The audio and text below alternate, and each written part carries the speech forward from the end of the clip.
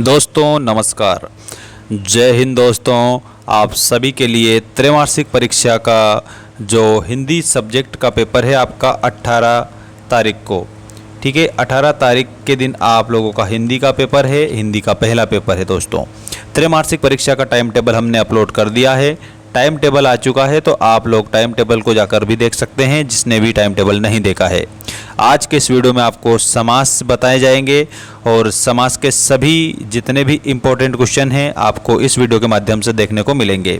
सभी student channel को subscribe करके ज़रूर रखेंगे ताकि आप लोगों के लिए जितनी भी अपडेट है दोस्तों वो मिलती रहे और हम भी आप लोगों के लिए तत्पर रहेंगे। यहाँ पर आप देख सकते हो, सबसे पहले तो हमें सीखना है समास का अर्थ, उसके बाद समास की परिभाषा और समास के भेद। यहाँ पर भेदों की भी अपनी अपनी अलग अलग परिभाषाएं हैं। सबसे पहले हम जानेंगे समास की परिभाषा। जो समास होता है इसमें आपको मुख्य रूप से एक बात याद रखनी है कि समास दो या दो से अधिक शब्दों का योग होता है। यहाँ परिभाषा है आपके लिए, एक उदाहरण मैं दे देता हूँ। पहले यहाँ लिखा है राजपुत्र, ठीक, इसमें एक तो है राजा का पुत्र, ऐसे बना, एक शब्द ये है, एक शब्द ये है और एक शब्द ये है। जब इन तीनों शब्दों का योग हुआ तब जाकर ये नया शब्द बना है राजपुत्र। तो ये जो प्रक्रिया बनी है इस प्रक्रिया को बोला गया है समास, ठीक है। तो जब हम परिभाषा बनाते हैं प्यारे विद्यार्थियों तब परिभाषा इस प्रकार बनती है। यहाँ पर आप देख सकते हो परिभाषा में क्या दिया है। परिभाषा में उन्होंने आपको बताया है कि दो या दो से अधिक शब्दों के योग को समास कहते हैं, ठीक है, जैसा कि मैंने आपको बताया था। अब समास में आपसे पूछा जाता है कि समास के कितने भेद होते हैं, ये यहाँ पर आप देख सकते हो।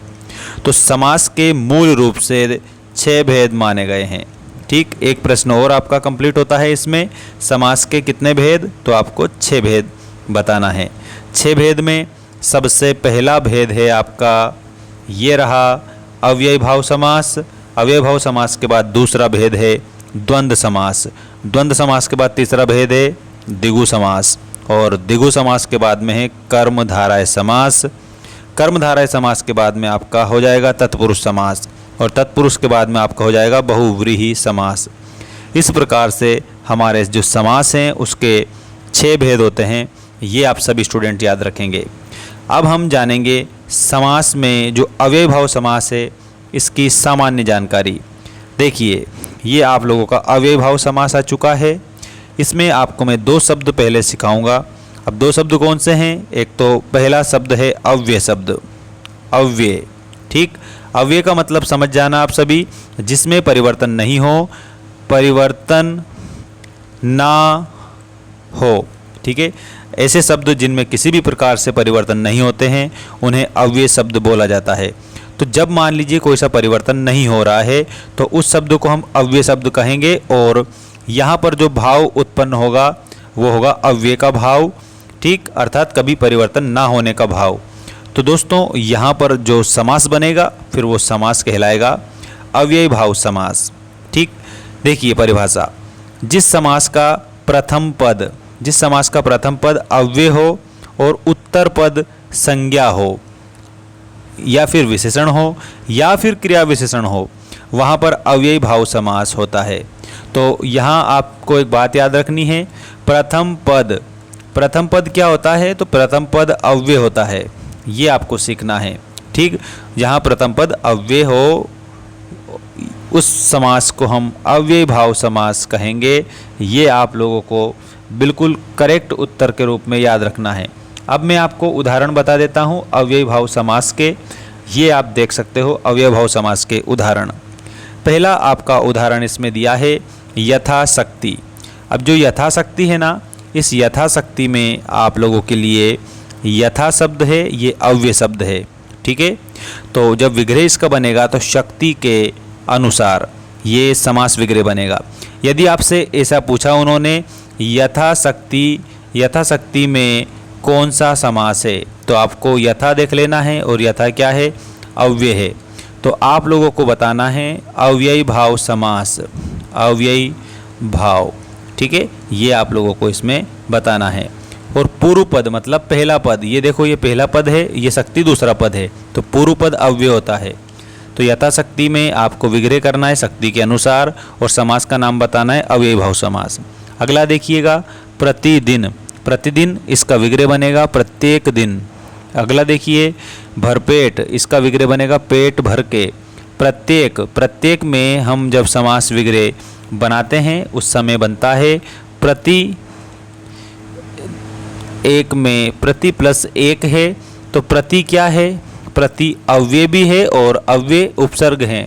ठीक, तो यहाँ पर आपको अव्ययीभाव समास बनाना है और विग्रह से बनेगा एक एक या फिर हर एक।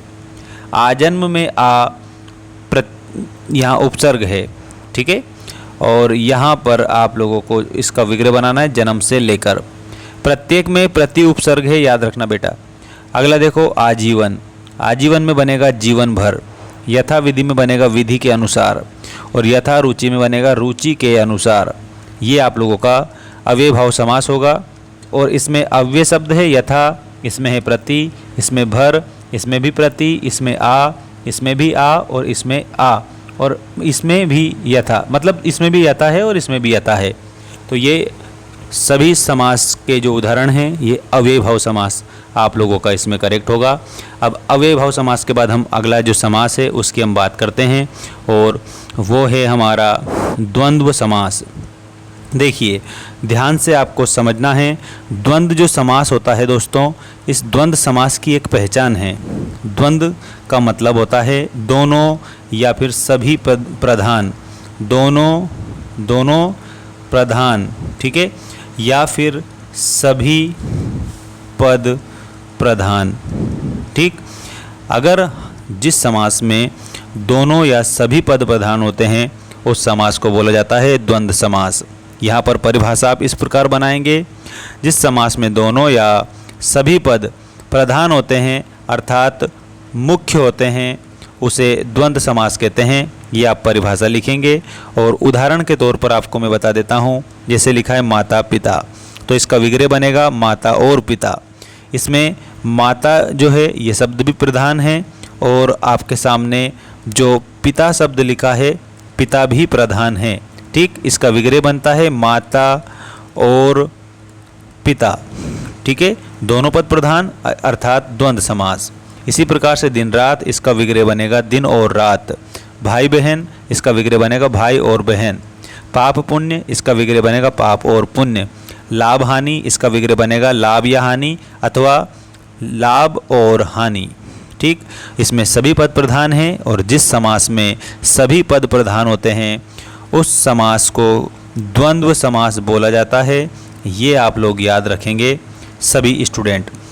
अब आपको एक बात मैं बता दूं, चैनल को आप सब्सक्राइब जरूर करें ताकि आपको सारी अपडेट मिलती रहे। अगला आपका समास आपकी स्क्रीन के सामने आ चुका है और इस समास का नाम है दोस्तों, प्यारे विद्यार्थियों, आप लोगों का द्विगु समास। ठीक है, द्विगु समास। देखिए ध्यान से समझेंगे, द्विगु समास में सबसे पहला जो पद होता है वो हमें संख्या का बोध कराता है। ठीक, पहले पद को क्या बोला जाता है, तो पहले पद को पूर्व पद बोला जाता है। तो पूर्व पद जो है ना ये संख्या का बोध कराता है और इसके बाद में संख्या के साथ साथ समूह का भी बोध कराता है। जैसे यहाँ पर पंचवटी में बता देता हूँ, पंचवटी, तो पंच ये पहला पद है, ये संख्यावाची है। ठीक है, और संख्यावाची होने के साथ साथ समूह का बोध भी करा रहा है, इसलिए यहाँ पर ये समास जो होगा ये हमारा द्विगु समास होगा। परिभाषा आप ऐसे लिखेंगे जैसे आपकी स्क्रीन के सामने लिखी है कि जिस समास में प्रथम पद अर्थात पूर्व पद संख्यावाचक अर्थात संख्या का पता लगाने वाला, संख्या का बोध कराने वाला विशेषण होता है और उत्तर पद विशेष जो होता है उसे द्विगु समास कहते हैं, अर्थात यहाँ पर समूह का बोध भी कराता है। अब देखिएगा इसके उदाहरण में आप लोगों को याद रखना है। सबसे पहला उदाहरण है पंचवटी। पंचवटी में पंच जो शब्द दिया है ये पहला पद है, वटी दूसरा पद है। ठीक है, तो पंच जो शब्द है ये पहला पद संख्यावाची है और इसका विग्रह बनेगा दोस्तों पंचवटी का 5 वटों का समूह। अब देखो समूह का बोध भी करा रहा है, इसका मतलब यहाँ पर आप लोगों का कौन सा समास होगा, तो इसमें आपका द्विगु समास होगा। ठीक है, अगला देखो सतसई। सतसई का विग्रह बनेगा 700 दोहों का समूह। सत इसमें संख्यावाची है। इसके बाद में नवग्रह, नवग्रह में नव संख्यावाची है, इसका बनेगा 9 ग्रहों का समूह। ठीक है। इसके बाद में देखिएगा त्रिलोकी, 3 लोकों का समूह, चौराहा, 4 राहों का समूह, त्रिफला, 3 फलों का समूह और अष्टाध्याय, 8 अध्यायों का समूह। अब इसमें जो पूर्व पद है वो संख्यावाची में बता देता हूँ। पहले में पंच है, दूसरे में सत है, पूर्व पद संख्या का बोध कराने वाला, तीसरे में नव है, चौथे में त्रि है और पाँचवें में चौराहा है मतलब 4 है, त्रिफला में त्रि है और अष्टा में अष्ट है। ये पहले पहले पद है, इनसे हमें संख्या का पता चल रहा है, संख्यावाची हैं ये पहले पद, और संख्यावाची होने के साथ साथ हमें ये समूह का बोध भी करा रहे हैं। इसलिए हमारा जो समास होगा वो द्विगु समास होगा। और द्विगु समास की परिभाषा हम बता चुके हैं आप लोगों को कि जिस समास का प्रथम पद संख्यावाची विशेषण होता है और वो समूह का बोध भी कराए, उस समास को हम कहते हैं द्विगु समास। ठीक। अब अगला समास हम प्रारंभ कर रहे हैं। देखिएगा अगला समास, बहुव्रीहि समास। इस बहुव्रीहि समास में आपको क्या सीखना है ये आप ध्यान से देखेंगे। देखिएगा बहुव्रीहि समास में परिभाषा इस प्रकार, जिस समास का अन्य पद, देखो एक तो होता है आपका पूर्व पद, ठीक, दूसरा होता है आपका उत्तर पद। अब पूर्व पद मतलब पहला पद, उत्तर पद मतलब दूसरा पद। इन दोनों पद को छोड़कर अगर कोई अन्य पद निकलता है, अन्य पद निकलता है, या फिर यूँ कहे हम कि कोई तीसरा पद निकलता है और वो तीसरा पद जहाँ पर प्रधान होता है, उस समास को बहुव्रीहि समास बोला जाता है। ठीक।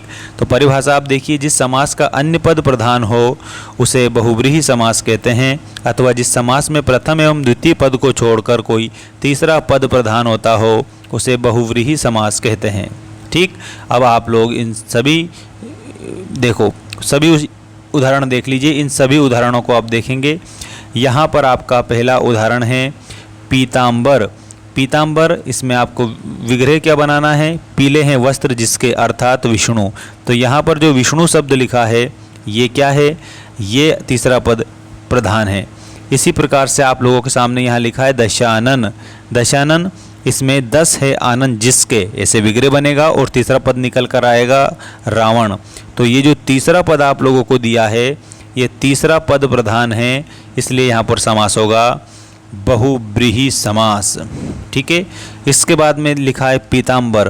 पीताम्बर का बनता है पीले हैं वस्त्र जिसके अर्थात भगवान विष्णु।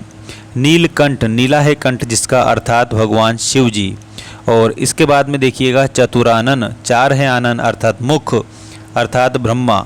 ठीक है, इसमें भी ये प्रधान है। नीलकंठ, नीला है कंठ जिसका अर्थात शिव जी, इसमें शिव जी वाला पद प्रधान है। चतुर्भुज, 4 हैं भुजाएं जिसकी अर्थात विष्णु जी, इसमें तीसरा पद विष्णु जी प्रधान है। और इसके बाद में लिखा है लंबोदर, लंबा है उदर जिसका अर्थात गणेश जी, इसमें ये तीसरा पद प्रधान है। या फिर हम कहें कि अन्य पद प्रधान है। तो जहाँ जहाँ अन्य पद प्रधान हो, और एक और बात, ये देवता का बोध भी कराता हो, वहाँ पर हमारा जो समास होगा वो बहुव्रीहि समास होगा। ये आप लोगों को समझना है। इसमें पहले और दूसरे पद को छोड़कर कोई तीसरा पद अर्थात अन्य पद प्रधान होता है। ठीक, वहाँ पर बहुव्रीहि समास होता है। ऐसे आप याद रखेंगे। बहुव्रीहि समास के बाद में आप लोगों के लिए जो अगला जो वीडियो है बहुत जल्द आएगा, जिसमें दोस्तों आप लोगों को कौन सा समास बताया जाएगा, जिसमें आपको तत्पुरुष समास बताया जाएगा। तो सभी स्टूडेंट अभी तो इनको याद कर लें, बहुव्रीहि समास को एक बार और अच्छे से याद करेंगे। बहुव्रीहि समास के बाद में आप जो अगला आपका जो समास है वो कर्मधारय समास याद करेंगे। ये आ चुका है आपका कर्मधारय समास। ठीक है, देखिएगा कर्मधारय समास में आप लोगों का परिभाषा के तौर पर आपको बताना रहेगा, जिस समास में पहला पद विशेषण अर्थात उपमेय और दूसरा पद विशेष्य अर्थात उपमान हो उसे कर्मधारय समास कहते हैं। विशेषण की परिभाषा है संज्ञा अथवा सर्वनाम शब्दों की विशेषता बताने वाले शब्दों को हम विशेषण कहते हैं, जैसे अच्छा, बुरा, लाल, पीला, नीला, बुद्धिमान आदि। और विशेष्य, जिस शब्द मतलब संज्ञा या सर्वनाम की विशेषता बताई जाए उसे विशेष्य कहते हैं। ठीक है, जिस शब्द की विशेषता बताई जाती है ना उसको तो विशेष्य कहा जाता है, और जिस शब्द से विशेषता बताई जाती है, जैसे अच्छा बुरा लाल पीला काला, वो विशेषण होता है। ठीक है, और वहाँ जहाँ पर विशेषण विशेष्य हो, उपमेय उपमान हो, वहाँ कर्मधारय समास होता है। ये कर्मधारय समास के उदाहरण देख लीजिए आप सभी। इसमें समानता का बोध भी कराया जाता है। नील कमल, नील कमल का विग्रह बनेगा नीला है जो कमल। ठीक है, ये आप देख सकते हो, नीला है जो कमल। इसके बाद में अगला है, देखिएगा महात्मा। ठीक है, महान है जो आत्मा, महात्मा। कृष्ण सर्प, कृष्ण सर्प का काला है जो सांप, इसमें विशेषण है। देखो काला जो शब्द लिखा है ये विशेषण है आपका। ठीक है, और इसके अलावा देखिए अगला कमल नयन, कमल के समान नयन। ठीक है, और इसके बाद में आपका नेक्स्ट है घन श्याम, घन के समान श्याम। ठीक है, और प्राण प्रिय, प्राणों के समान प्रिय। परमानंद तो परम आनंद, और नीलांबर तो नीला है जो अंबर। अब नीला जो शब्द आपको ये दिया गया ना, ये विशेषण है। ठीक है, ऐसे आप समझ लेंगे। चंद्र मुख तो चंद्र के समान मुख, और वचनामृत तो वचन रूपी अमृत। इसमें जो समास है दोस्तों, ये आपका विशेषण विशेष्य है, उपमेय उपमान है। याद रखिएगा, जहाँ पर उपमेय और उपमान का भाव आए, अर्थात विशेषण विशेष्य का भाव आए, विशेषण विशेष्य। ठीक है, वहाँ पर आप लोगों का जो समास होता है उसका नाम है कर्मधारय, कर्मधारय समास। ठीक है, ऐसे आपको समझना है और सीखना है। तो अगला जो समास रहेगा आपका तत्पुरुष समास, नेक्स्ट वीडियो में आपको मैं बताऊंगा।